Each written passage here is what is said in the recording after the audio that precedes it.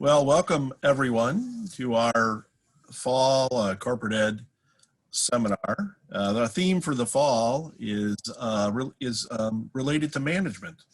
All our speakers will be faculty from the management department at UTA. And our theme is management leading through times of uncertainty. As you can imagine, with all the uncertainty going on these days, from COVID to politics, it'll be refreshing and encouraging to hear great words of wisdom from our management faculty. Today we are very, very excited to have Dr. Ariane Froidevaux, and I want to welcome her and thank you. You are busy, you're researching, you're in constant demand. Thank you for taking time out to join us. Thank you so much for having me. It's really a pleasure to be here today. Okay, the pleasure is all ours, really. And before we start with your presentation, I wanted to give a little background about Dr. Froidevaux. Pardon me. She is an assistant professor in the College of Business in the Management Department at UT Arlington and fellow of the Eunice and James L. West Distinguished Professorship.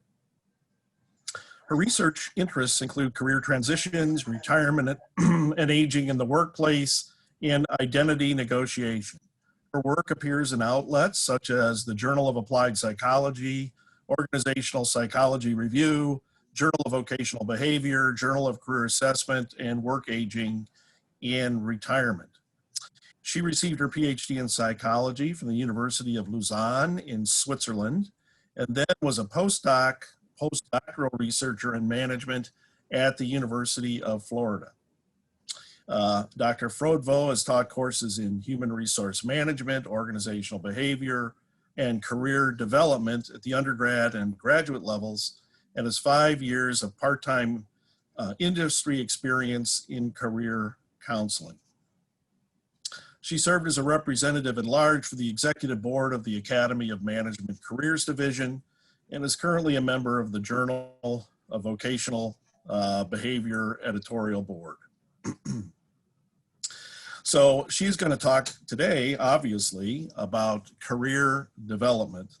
I think the topic is extremely important at all, as you might say, Dr. Ariane, at all levels of or all aspects of career transition. But I imagine that pardon me, that we'll really learn a lot about how typical careers may really change with the COVID and the pandemic and all that sort of thing. So we're really excited to have you speak today. And with that, let me turn the microphone over to you, and we're really excited to have you. So please proceed. Thank you so much. So let me start sharing my screen first.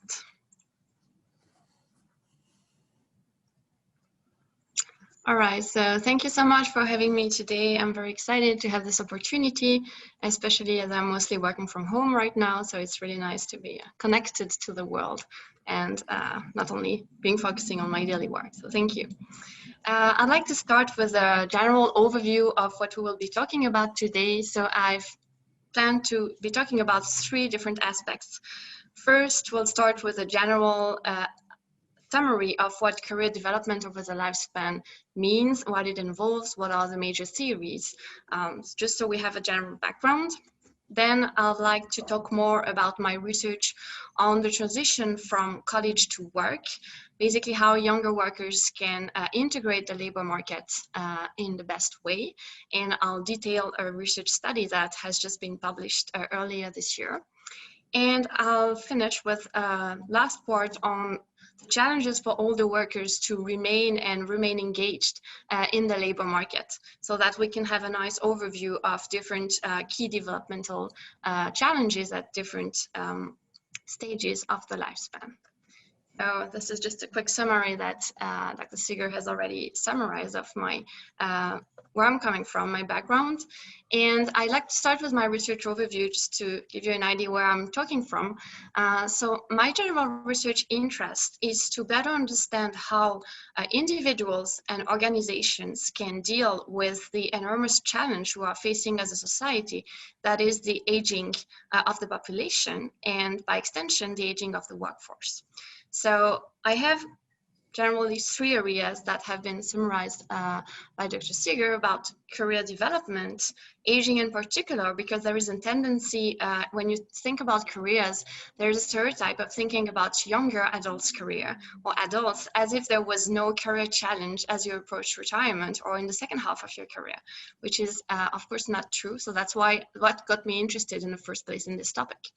And identity, I will talk about it a little bit further. It's just something that is surrounding the whole topic, because if you know who you are, that will help you navigate your career development. So that's extremely central. Well, let's start with the general perspective, how we can adopt the lifespan perspective in career management. Well, let's just start with a quick summary of where we are standing currently with the aging workforce. So we know that in the US, there's around 10,000 baby boomers who are turning 65 every day, which means that they are eligible for a retirement pension. We also know that the life expectancy at the age of 65 is increasing and is now around 20 years. So that's a lot of years to add, and this is why for a lot of people it makes sense to work longer, because they are motivated for different reasons, and we'll talk about it later. Right now we have around 19% of individuals aged 65 plus who are still working in the US, and we may expect that in the future this number will continue to increase. And you can see in the graph here on the right that just the overall proportion of Americans aged 55 plus has been increasing a lot since the 2000s. Now we are almost at 40%. So that's why this topic matters, because it's a significant proportion of the workers right now who are aged 55 plus. What is also important to know in terms of context is that depending on the industry you are working in, you may be hit differently by the fact that a lot of baby boomers workers are currently retiring and starting to retire. So the proportion of older workers differs depending on industry. So here are just a few examples. Educational institution, government, healthcare, oil and gas, and manufacturing are all examples where the issue of having an important proportion of workers retiring very soon is especially salient. So here we talk about skills gap, but also about how we can manage transfer the knowledge to younger workers. So just to have an overview of the context. So in terms of careers, previously in the previous century, the careers were very standardized. So we call this the standardization of the life course, meaning if you are a certain age, you are expected to be at a certain point in your career.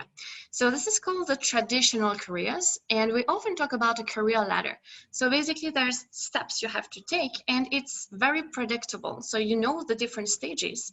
And if you make up and you pursue your career, you should at the end be successful in terms of career promotion. So as I like in this graph, you can see that the specific times is really tied with a specific age. So younger workers and younger people are expected to get an education. Then there is a time where people work, they're in the workforce when they are middle-aged. And finally, there is a retirement time. And in the past, it was very clear. There were clear boundaries. And for instance, mandatory retirement age that has been abrogated here in the US. And in Europe, where I'm from, there is still a mandatory retirement age. And that's a good example where there's really an age that tells you now you have to retire, which nowadays is no longer the case. So we talk more now about Protean careers. It comes from the Greek god Proteus, who had the ability of changing shapes to whatever shapes he wanted. And that's a nice metaphor for the careers right now, because it means that it's no longer standardized with a specific sequence or ladder you have to follow. I like these graphs because here you see that the stages are no longer related to age. And I see it myself as a faculty here at UTA because obviously I have a lot of traditional younger students in my undergrads, but I have more and more older students in their 30s, in their 40s, even in their 50s who are getting back to get their degree. So now it's no longer tied to being a specific age. And that's the same for the relationship between work and other life spheres that could be what we call non-work, would be family, leisure, volunteering, depending on where you are in the lifespan. And again, before there was much more standardization about at what time people were getting married, having children. Now it's less standardized. It's much more flexible. And so the interaction between work and non-work is really evolving. So that some people may put family first, for instance, when they have children, and that can be a different age, but also later on when they are getting older, they may have to take care of older parents or of a spouse. So it doesn't disappear at a certain age, it's really over the lifespan. So how we negotiate those different spheres is changing. So I'd like to introduce you to sustainable career theory, because this is the latest theory in career development that came up just in 2015, and the official paper came up this year. So it's defined as a life cycle engagement in work.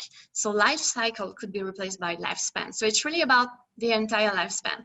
While previously it was just mostly younger workers have to make a career decision, and then you don't have to ask yourself too many questions. Right now it's really over the lifespan, and it's characterized by both some continuity but also some renewal. So I like to mention this tension because over the lifespan there's things that are remaining the same. And that's the same in terms of your identity. There's part of yourself, of course, you will not suddenly become someone completely different. There will always be some continuity. And in terms of psychological needs, this provides us with security because there are things that will remain the same, we can rely on them. But on the other hand, we cannot expect to live through our lifespan without any change, either coming from us, but also coming externally from certain events. So in the negative way, this is about uncertainty. So yes, there's more uncertainty. We have to deal with the unknown. But if you look at it on the positive side, it's really an opportunity for renewal. And when we talk about identity, it's an opportunity. For instance, if you look at people who suddenly lose their jobs across the lifespan. So of course, that's very hard. That's a very difficult situation because suddenly you are unemployed. But once you have dealt with the grieving process and the stress related to it, we'll talk about it more just later on, basically it's an opportunity to get closer to maybe another field or get another job in a place that has a better fit with who you are, that better aligns with who you are. And often that's a source of dissatisfaction that we no longer identify with a place or with a job we are doing. So this is interesting to have this balance between we need continuity, but we also need to renew ourselves. Otherwise, we're not doing things that match with what we do. So throughout different career episodes. So career episodes meant a lot of different things and could be about work, but nowadays careers not only mean paid work, could also be about volunteering or putting family first. So this model suggests that there are 3 ingredients that make your career sustainable over the lifespan. And to me, it's very important to think individually, how do you feel about these 3 elements, and to do a periodic checking in, making sure that you are doing right on these. So the first one is, I would say, the most obvious one. If you are in the career, you have to be productive, meaning you have to reach performance goals to make sure that you will keep your job for this reason that you are being productive. So it's about performance. Employability means that you are careful about keeping your skills up to date, so that basically if you were in the job market again, because for instance you lost your job, you would still be able to be employable elsewhere, meaning to find another job in another organization. And this is more and more workers' responsibility right now. You can no longer, of course, depends on the job, on the industry. Now more and more jobs, it's not possible to just rely on the fact that you should keep this job until you retire. So in a lot of cases, you have to remain employable. The second dimension would be about happiness, because being productive is about objective career success. So still this idea of ladder, of being promoted or making a certain amount of money. That's objective success. But what about subjective success? So I'm sure we all know some people who objectively are extremely successful. They made a very great life. They are very high in the hierarchy. They have a lot of subordinates. But if you're not satisfied with this career personally, you're still missing a lot of it. And so it means it's not sustainable. Basically, you need both. You need subjective career success. And sometimes there's a lot of job where you may think, okay, I'm not making the most money I could do in the world. I'm not like the CEO of an organization, but you are still being very successful because according to your own standards, that's what success means. So it's important to think of what objective performance, what is your objective performance in your current job and how it can make sense for you personally, how you are satisfied with it. And obviously the third aspect that is also very important for careers to be sustainable is health, because we know that a significant reason why people stop working, and it can be being older, but also over the lifespan, is because of illness or disability or any health issue that prevents you from working, or at least from working full time. So the idea behind sustainable careers is that we need to be mindful about our health. So obviously it will mean different things depending on the type of job we are doing, but making sure we're taking care of our health in terms of, could be physical exercise, could be nutrition, and it's also how we manage stress. So typically if you work very hard and you're not taking care of how you are recovering in your non-work time, taking enough time, also we talk about self-care in psychology, that's very important. Basically there's a risk that you burn out. And then it will be counterproductive because it's no longer sustainable, you are no longer productive. So it's the difficulty is that the responsibility is more on the worker, because the organization will help you up to a certain point, but you are more independent nowadays in the current labor market. So I like this model because that's a great summary of what matters for your career to be sustainable. I'd like to briefly now to end this part about identity transition, because that's something that's very important to me. As I said earlier, this is an opportunity, transitions are opportunities for us to change and to renew ourselves. So I'd like you to think about two magnets and think that the first magnet is the identity you had before the transition, such as you are a college student. And then you have the magnet that represents the identity that is after the transition, when you will be a worker for the transition from college to work. And so the idea is the magnets, they can attract each other or just repel each other out. And the question is, would the three identities be compatible? So this is what I have called the state of identity incongruence, meaning that sometimes it's very hard to get the two identities match. And that's especially the case with retirement, because there are a lot of negative stereotypes about retirement. For instance, people may associate that with being old in the sense of having a lower work ability, having maybe some health issues, or not being active anymore. So if you have a very negative opinion of what a retiree means, it will be very difficult to adopt this identity that is spot on you because you are now receiving a retirement pension. So the question is, how can you make it compatible? And getting back to continuity and renewal, can you find some continuity with what you were doing before? So the first magnet, that's the before identity, can you make it compatible with the after identity? So to do so, you need to go through the process that I've called identity transition negotiation. Basically, you have to negotiate to make it become compatible in another way. So you have to reflect upon both the possibility and the conditions of adopting that post-transition identity that would make sense for you and be meaningful. So if you're lucky, there's a lot of transitions where this is not an issue. Like, let's say it matches pretty well, especially when there is, it's voluntary. For instance, let's say you start your own business. So the new identity is now business owner, and you've been willing to do that. So you're ready to take on that identity.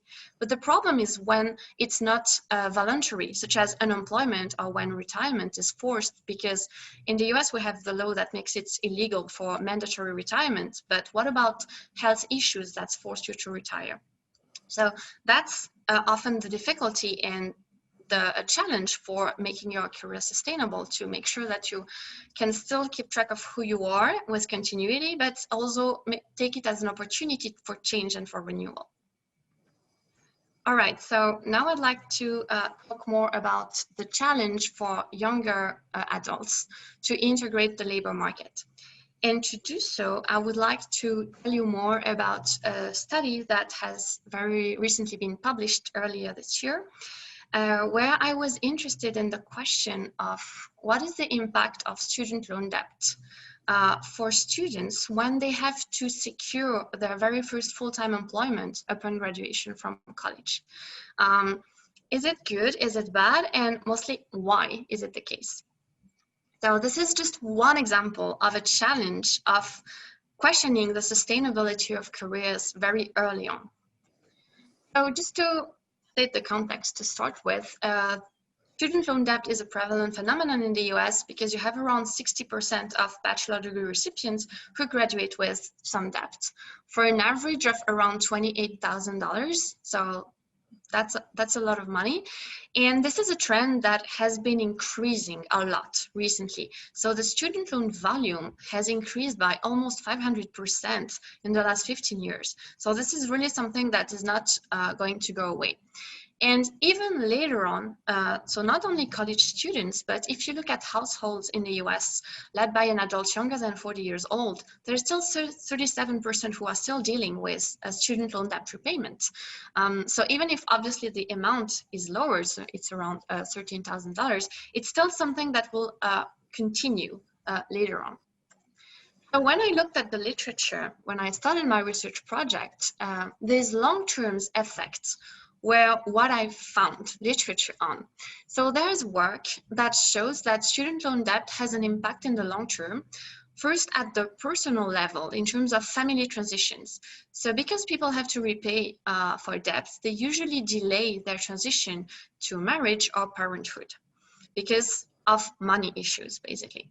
And there's also studies showing that student loan debt is related to is detrimental for wage accumulation and wealth growth. So because you are already having debts, it's harder to accumulate more wealth over time. So we know that there are these long-term detrimental consequences.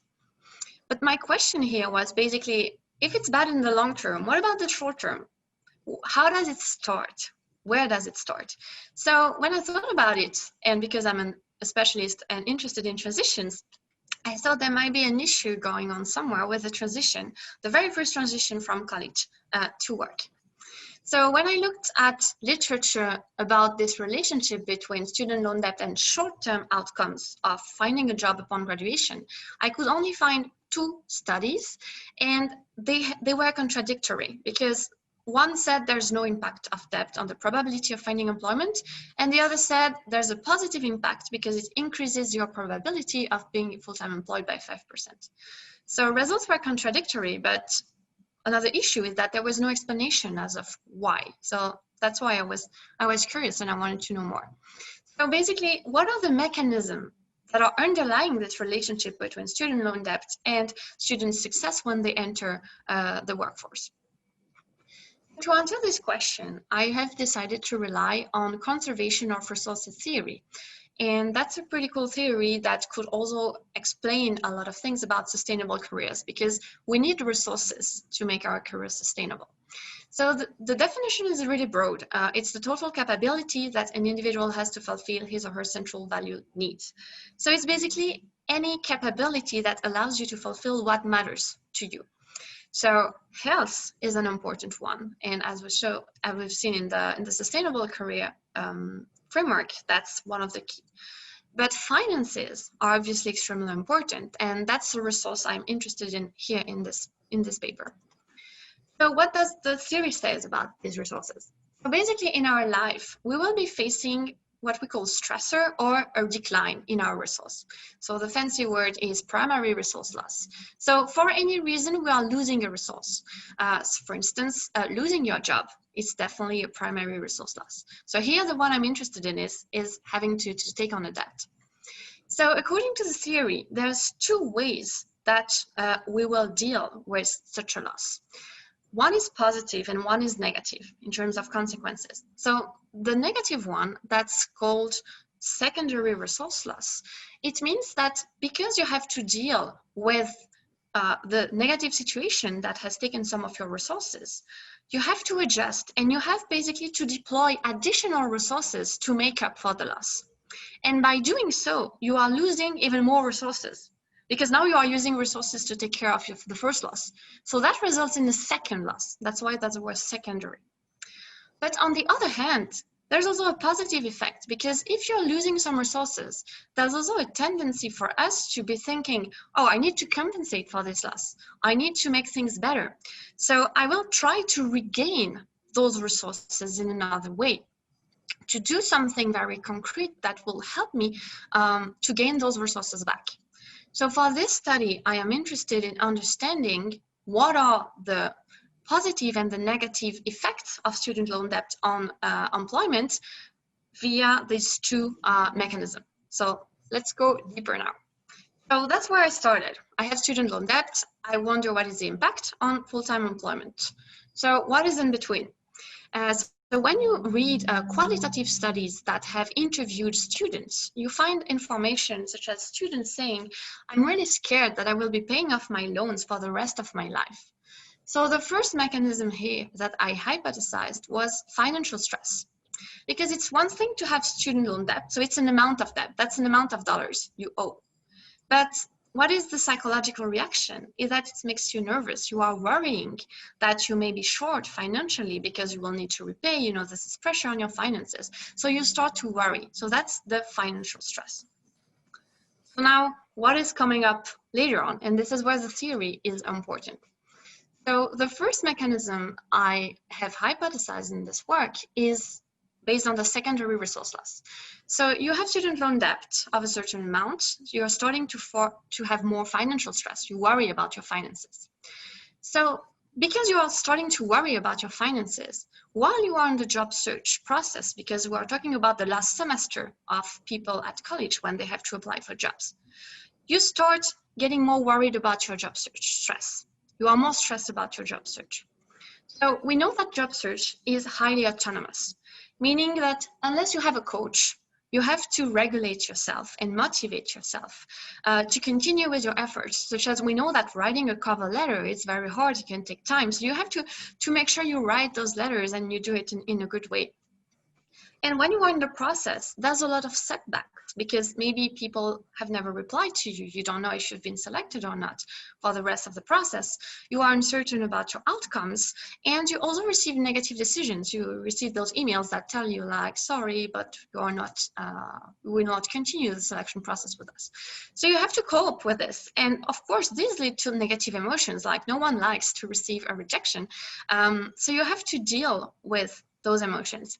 That's why job search stress has been recognized as being very prevalent in the job search experience, because there's very good reasons to get stressed about it.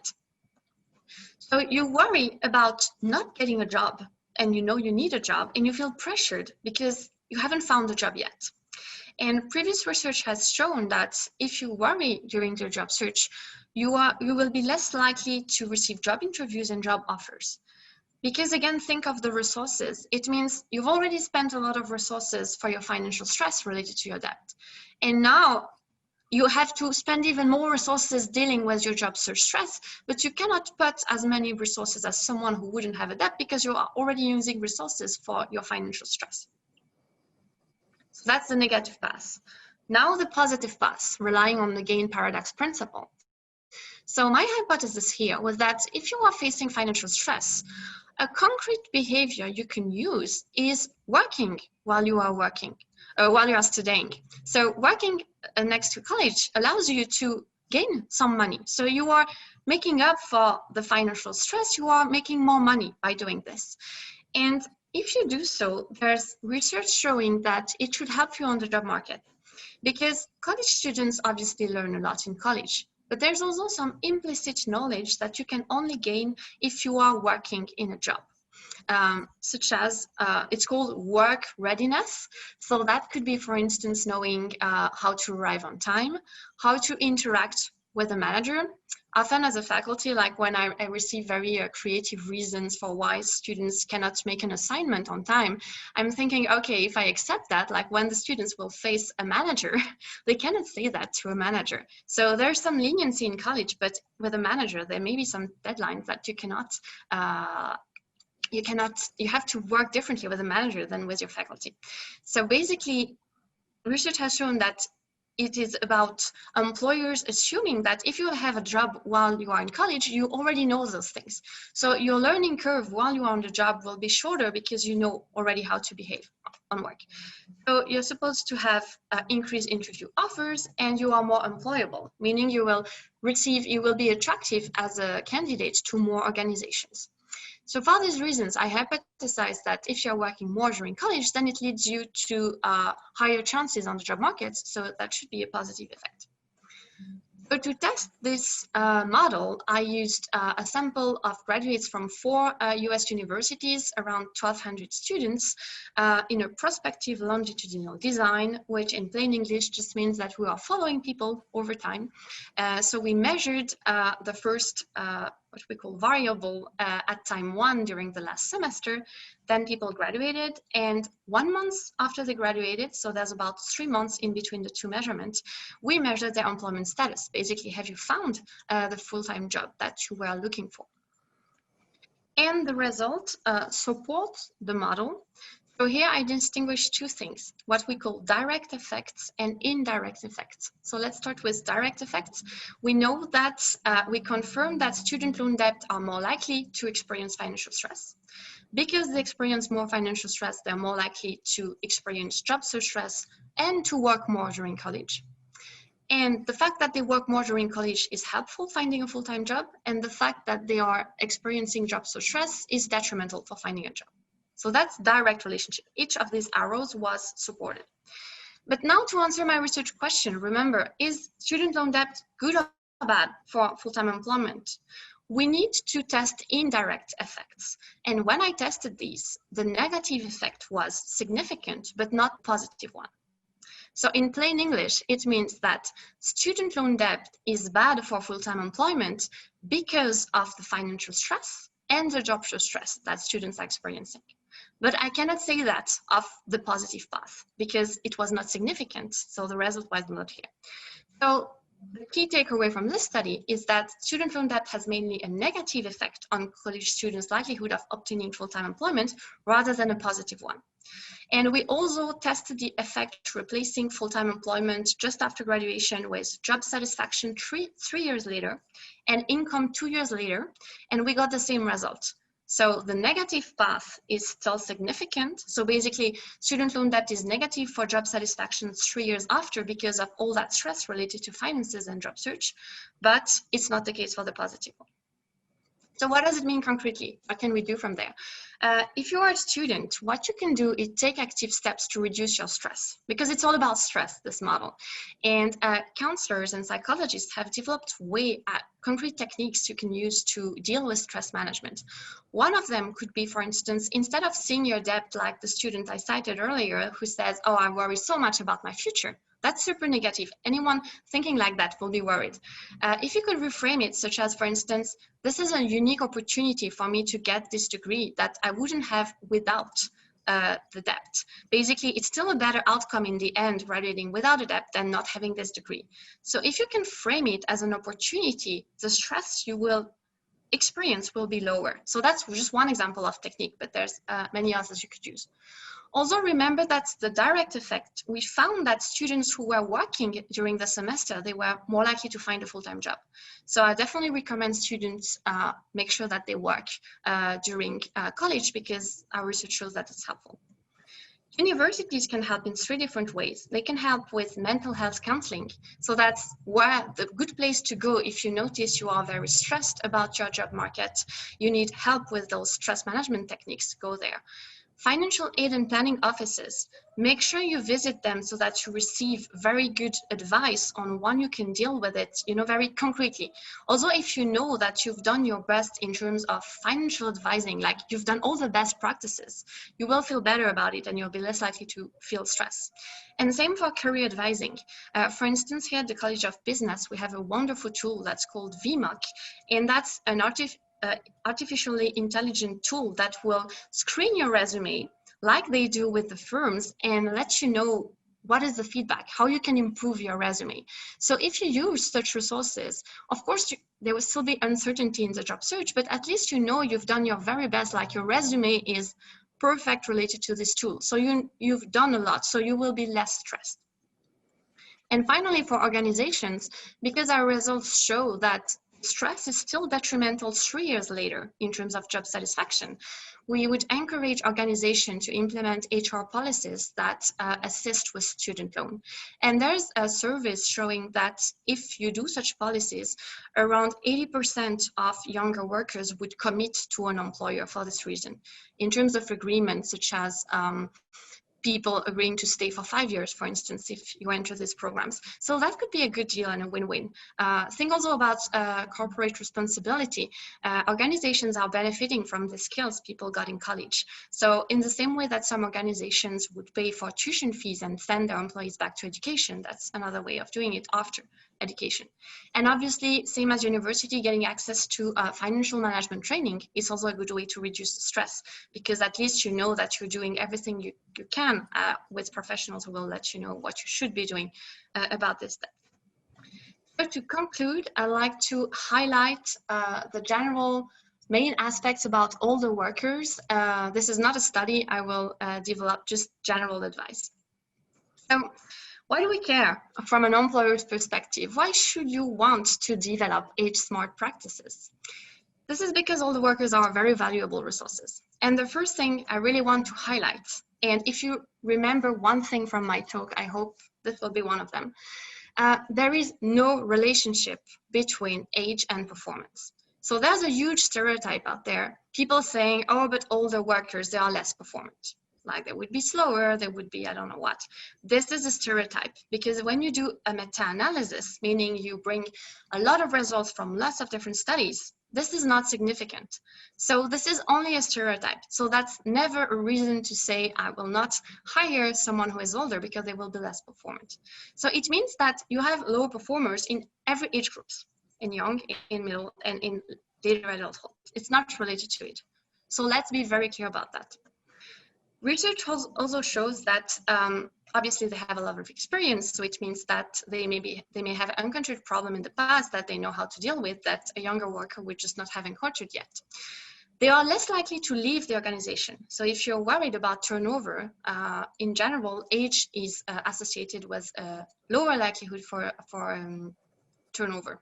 They're also less likely to miss work in terms of absenteeism. And again, this is counterintuitive because there's people thinking in terms of stereotypes, oh, older workers may have more health issues because health declines with age in general, so they may miss work more. That's not true. The research even shows the reverse. And they are innovative and able to keep up with technology. So again, that's a stereotype, thinking older folks cannot keep up with technology. You will have people very good in technology in all age groups and lower in all age groups. So it's not related to age. So let's just clarify this in terms of what research says. From the employee's perspective, there are studies asking, like, why would you want to continue working past the age of 65? So you will have access to the slides later on, so I don't want to go through each of the detail, but just want to highlight here, there's two types of reason. In blue, you have financial reasons. And like the very first reason is, I want their income. So obviously people keep working because they need the income. But you have a lot of healthy aging reasons, such as being active, keep my brain alert, enjoying what I do, having a sense of purpose. So that's all very good reasons. And that's also what can explain an issue with identity. When you cannot work anymore, you are less active. What about keeping your brain alert? What about enjoying what you do, your sense of purpose? And that's where the identity incongruence I mentioned earlier can happen. So in terms of HR, basically, we know that in terms of the demographics, we have different age groups out there, and we have older, younger workers, and we care about the bottom line, which is company performance. So the question is, which HRM practices can we develop so that we can have an impact on this relationship and hopefully make the inclusion of every worker of different ages smoother so that the company performance will be high. So this is a book chapter that I've written that summarizes all the research in the area. So if you're interested, I'm very happy to share the details with you. This is just the summary of that book chapter, where basically we look at two types of HRM practices. One is called age-specific and the other age-neutral. So age-specific, it's when you target a specific age group. So obviously, if you are talking about retirement practices, such as do you offer gradual retirement practices? This is very age-specific. This is only for older workers. But if you think of more age-neutral practices, that could be, for instance, offer training to anyone regardless of age, because I've heard of some organizations, for instance, some workers told me, like, if you are 55 plus in my organization, the only training I can access to is retirement planning. Like, they assume there's no way for me to be learning on anything else.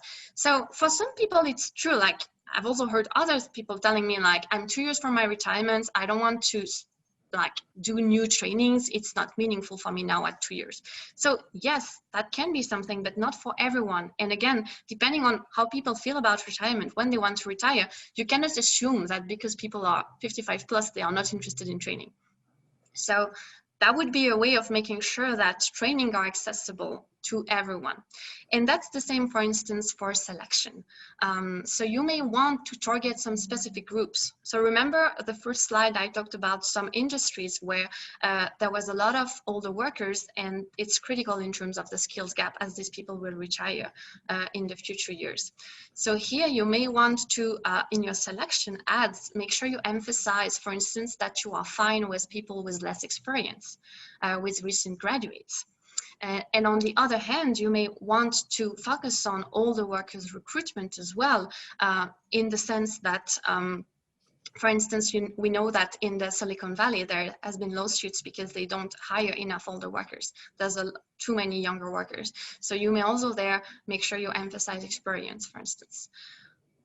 Of course, you may want to make sure that you have a great pool of both. So ideally you would, here the advice would be the reverse, meaning you would have to avoid terms such as experience or recent grad to make sure everyone feels included in the ad and can apply.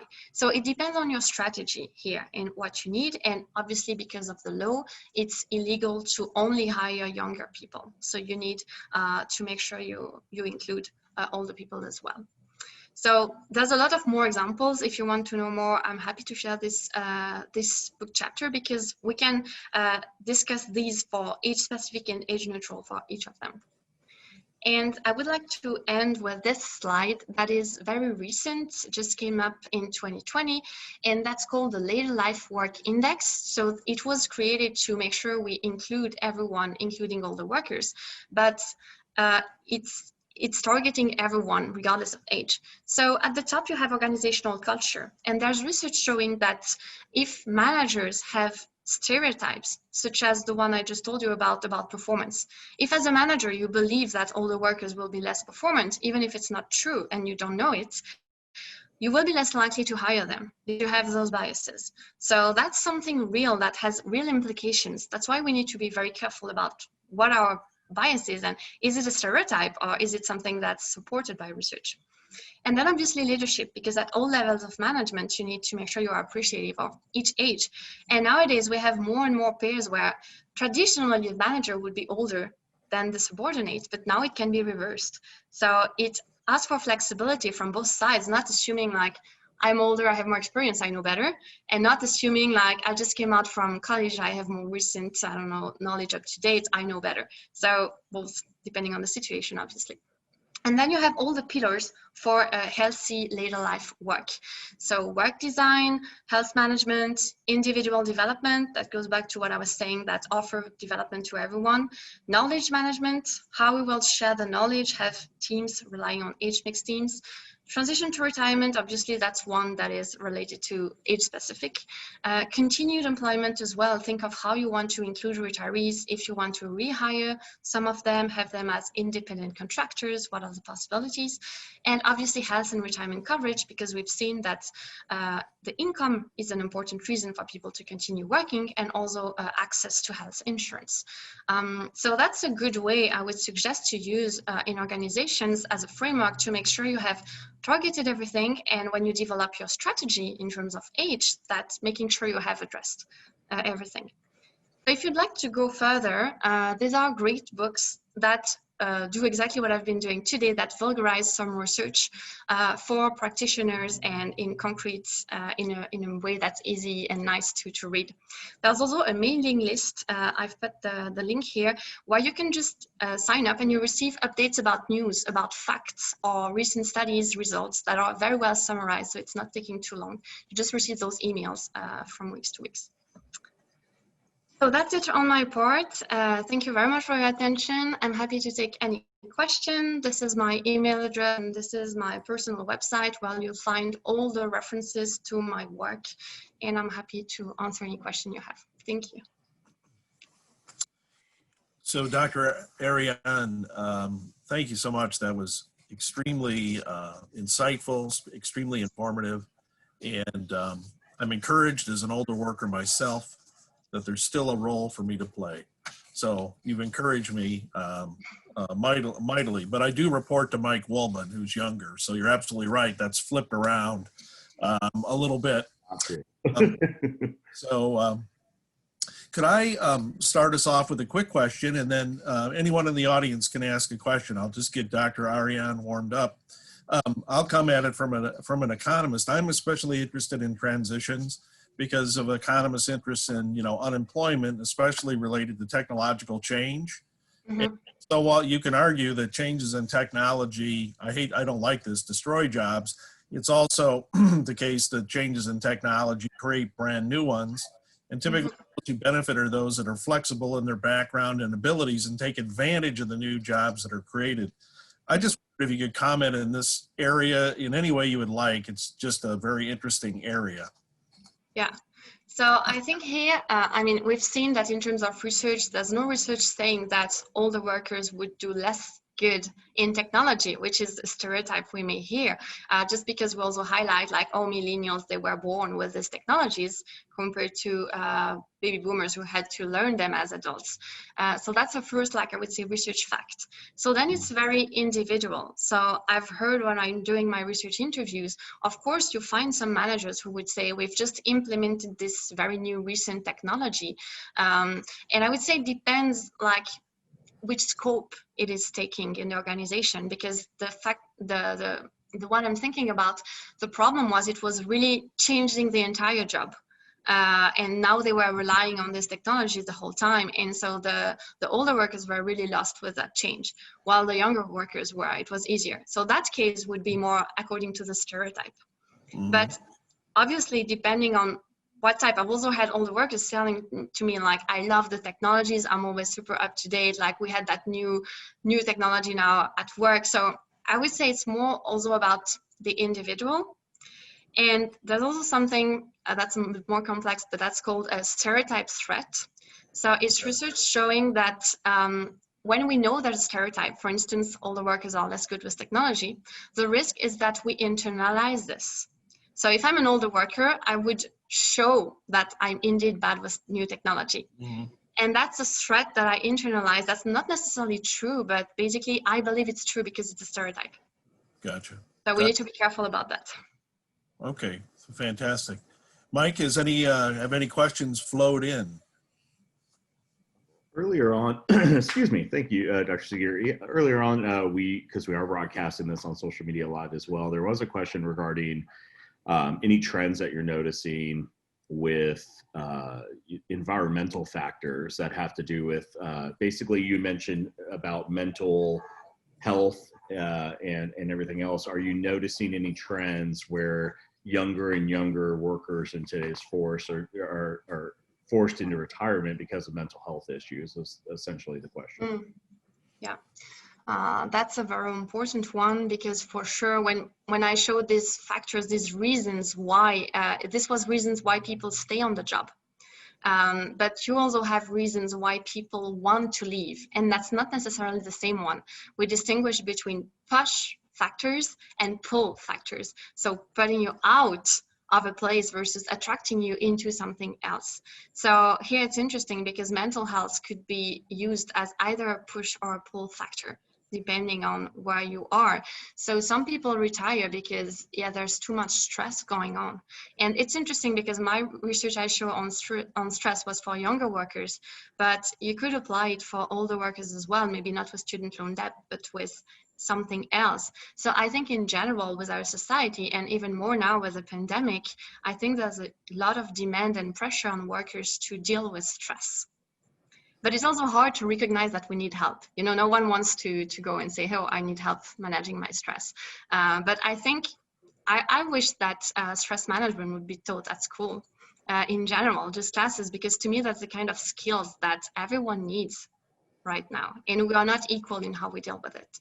I could not agree with you more. I will say that, especially right now. I mean, without going into too much information, just in leadership meetings I was a part of this week at the university, and these are across the board institutions right now during this pandemic, is, you know, I think that trying to cope with the learning modality changes, trying to cope with the lack of that social portion of education and everything else that you might have there, you are absolutely seeing rises in mental illness happening right now, I think, amongst our students, you know, and I will say, when you were mentioning earlier, I couldn't agree more when it comes to career readiness, because from a career development side of things, that's why we push so heavily of you being able to, I think, to deal with the stresses of a workplace when you do those internships going through college and you get that experience. So I think this has been absolutely just great value, what you've shared today, and just kind of further validates when we're advising our students to do these types of things. And so, yeah, that helps a lot. Yeah, and all the relational aspect, like in all my classes, I ask students to do a group project. And of course, I'm hoping that it will go well, and most of the time it does. But I know each semester there's always issues like this person doesn't show up, they don't do their fair share. And of course, we would hope it would never happen. But in real life, when you transition to work, it will happen. So how can you deal with it? And even maybe that student, you won't see them again after class. Yeah. But what if it's your colleague and you have to deal with that? So we also talk about how you can communicate. So now it's more about, it's basically how you deal yourself in terms of emotions and your stress, but it's also how you deal with others. And sometimes we have to help people who don't deal with it well, such as someone who would be like very aggressive. And you have to deal it for them, basically, to make it so that it's more and more complex. Right. Well, thank you for that. As of right now, please do feel free to utilize the chat box to ask any questions to our guest today. So I have one, if it's not too much trouble. absolutely. Earlier when we were talking about how working during college has like beneficial impacts after graduating, finding a job, does that also apply to students who may, say, take off a semester or two and then spend that time working, or is it only if it's whilst doing college? Yeah, thank you. Good question. Yeah, it applies to both, because what matters is the experience when you are out of college. So you can learn a lot in college, but there's always that part that is missing. And then I would say, from a career perspective, it also depends, in the case you're mentioning, how you can present this experience and make it sound in a way that is well planned and matches with your career goal, to explain that. And what is also cool, maybe something I'd like to clarify about this study, is when we measure the work experience, it's any kind of job. So it's not, for instance, let's say you major in accounting and it's an accounting related job. It can be something that has nothing to do with it, in sales or just as a waiter. So it's really broader work skills. So you don't need to necessarily have it directly related. So yeah, good question. Thank you. Thank you. One final, well, for me, and keep it brief, because we encourage anyone to ask a question. I wanted to ask about your work on what I call the debt overhang and the anxiety from, college students having debt. What about from your review and research, what about the counter factor that by incurring the debt, you more quickly get into the job force, but at a level that is, more at a higher level than if you kind of worked your way, you didn't incur the debt, you kind of worked your way up in a job. It might take much longer than if you incurred the debt and, came in at a higher level. Are there income offsets here you found in your research? Are there trade-offs in this regard that you could comment on? Yeah, thank you. No, that's a good question. The research I found was really about these negative long-term effects overall, but as often in research, there's what we call moderator variables, meaning the context matters. So the question that you ask, that's something I wonder, I'm not aware of research having looked at that, but my guess is that there should be. Looking basically at when it occurs. And that's the same for what I talked about sustainable careers right now. When you are a non-traditional student, you're getting back to school. Now it's more accepted, but you still have to face additional challenges than someone who just goes to college just after high school. Right. So it's true that the time when you are doing it, so maybe as an adult, that's more strategic, as you say, to not spend a lot of years just climbing up the ladder, but just going straight to school. So yeah. That's a good question, definitely. Okay, well, I'll call you tomorrow. We'll write a paper. Sounds good. Anyone else? Mr. Michael. Seems to be quite quiet at this point, but yeah, no, I think that does not indicate at all. I think there's been so many questions that are probably answered in that great presentation, I will say. And actually, did you already mention the title of your book that the chapter is in? I'm sorry if I missed that. The titles are always very fancy, so I wouldn't be saying like the exact title, but it's something around leveraging like the age challenge in the workplace about human resource management. But I would absolutely love to get that chapter from you as well. So yeah, sure. Oh, actually, I have it here. Let me tell you. It's leveraging the aging workforce and age diversity to achieve organizational goals. Oh, now I understand why you couldn't think of it off the top of your head. Okay, that's great. Yeah. And I want to especially thank you as we close out for, including those resources, those books. That's fantastic. So people can peruse that. So I guess without any more questions, I will take a minute to let everyone that's still with us know that we have upcoming webinars that these folks are going to be challenged given the quality of this webinar. Coming up next, another very special guest, the chairman of the management department at UTA, George Benson, will be talking about cutting edge approaches to employee evaluation and assessment. So you'll certainly want to check in with that as George has over 20 years plus of research experience in this area and is a leading authority. So please come back on October 22nd.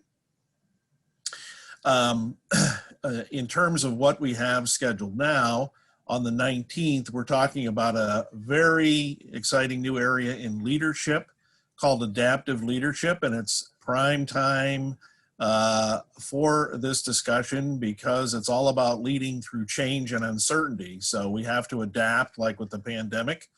And so Marvin Brittingham from the College of Management and a 30-year plus veteran of global HR in a variety of multinational firms will bring his experience and intellectual savvy to this topic.